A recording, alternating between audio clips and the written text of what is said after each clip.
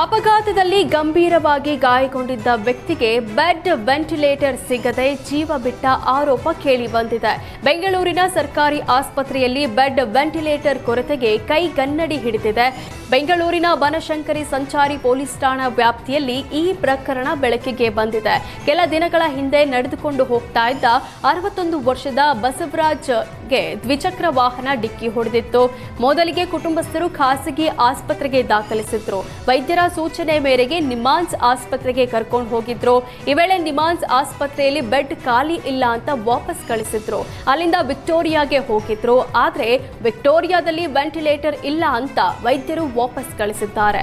ಅಲ್ಲಿಂದ ಮತ್ತೊಂದು ಸರ್ಕಾರಿ ಆಸ್ಪತ್ರೆಗೆ ಕುಟುಂಬಸ್ಥರು ಕರೆದೊಯ್ದಿದ್ದು ಅಲ್ಲೂ ಬೆಡ್ ಸಿಗದ ಕಾರಣ ಖಾಸಗಿ ಆಸ್ಪತ್ರೆಗೆ ದಾಖಲಿಸಲಾಗಿದೆ. ಅಷ್ಟರಲ್ಲಿಯೇ ತೀವ್ರ ರಕ್ತಸ್ರಾವದಿಂದ ವ್ಯಕ್ತಿ ಮೃತಪಟ್ಟಿದ್ದಾರೆ. ವಿಧಾನಸಭೆ ಕಲಾಪದಲ್ಲಿ ಈ ಖಾತಾ ಲಂಚಾವತಾರ ಸದ್ದು ಮಾಡಿದೆ. ನಮ್ಮ ಸರ್ಕಾರದಲ್ಲಿ ಲಂಚ ಇಲ್ಲ ಎಂದಿದ್ದ ಡಿಕೆಶಿಗೆ ಈ ಖಾತಾ ಲಂಚಕ್ಕೆ ಸಾಕ್ಷ್ಯ ಕೊಟ್ಟು ವಿಪಕ್ಷ ನಾಯಕ ಅಶೋಕ್ ತಿರುಗೇಟು ನೀಡಿದ್ದಾರೆ. ಲಂಚ ಸ್ವೀಕಾರದ ಬಗ್ಗೆ ದಾಖಲೆ ಬಿಡುಗಡೆ ಮಾಡಿದ ಅಶೋಕ್, ಬಿಬಿಎಂಪಿ ಅಧಿಕಾರಿ ರಮೇಶ್ 30,000 ಲಂಚಕ್ಕೆ ಬೇಡಿಕೆ ಇಟ್ಟ ದಾಖಲೆ ತೋರಿಸಿದ್ದಾರೆ.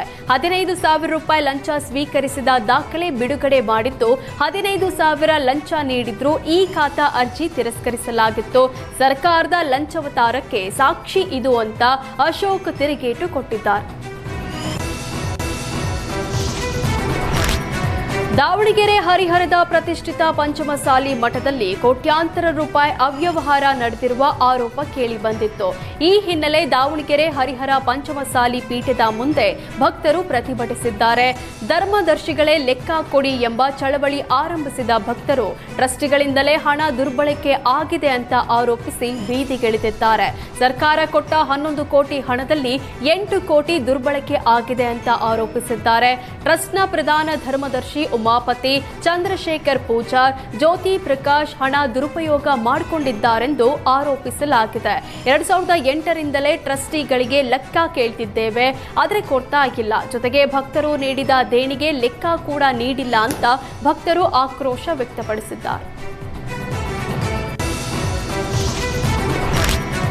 ಕಾಂಪೌಂಡ್ ಒಡೆದು ಮನೆಗೆ ಬಸ್ ನುಗ್ಗಿದ್ದು ಅಪಘಾತದ ಭೀಕರ ದೃಶ್ಯ ಸಿಸಿಟಿವಿಯಲ್ಲಿ ಸೆರೆಯಾಗಿದೆ. ಕೇರಳದ ಕೋಝಿಕೋಡ್ನಲ್ಲಿ ಭೀಕರ ಬಸ್ ಅಪಘಾತ ಸಂಭವಿಸಿದ್ದು ಬಸ್ನಲ್ಲಿ ಪ್ರಯಾಣಿಕರು ಇಲ್ಲದ ಕಾರಣ ದೊಡ್ಡ ಅನಾಹುತ ತಪ್ಪಿದೆ. ಅಪಘಾತದಲ್ಲಿ ಬಸ್ ಚಾಲಕನ ಸ್ಥಿತಿ ಗಂಭೀರವಾಗಿದ್ದು ಖಾಸಗಿ ಆಸ್ಪತ್ರೆಯಲ್ಲಿ ಚಿಕಿತ್ಸೆ ನೀಡಲಾಗುತ್ತಿದೆ. ಅಳಿಂಜಿಲ್ ಗ್ರಾಮದ ಪ್ರದೀಪ್ ಅನ್ನೋರ ಮನೆಗೆ ಬಸ್ ನುಗ್ಗಿದ್ದು ಕೂದಲೆಳೆ ಅಂತರದಲ್ಲಿ ಪ್ರದೀಪ್ ಕುಟುಂಬ ಪಾರಾಗಿದೆ. ಬಸ್ ಗುದ್ದಿದ ಕೊಠಡಿಯಲ್ಲಿ ಯಾರೂ ಇಲ್ಲದ ಪರಿಣಾಮ ಅನಾಹುತ ತಪ್ಪಿದೆ. ಮನೆಯ ಗೋಡೆ ಹಾಗೂ ಮನೆಯಲ್ಲಿದ್ದ ವಸ್ತುಗಳಿಗೆ ಹಾನಿಯಾಗಿದೆ. ಕೋಝಿಕೋಡ್ ಪೊಲೀಸ್ ಠಾಣೆಯಲ್ಲಿ ಪ್ರಕರಣ ದಾಖಲಾಗಿದೆ.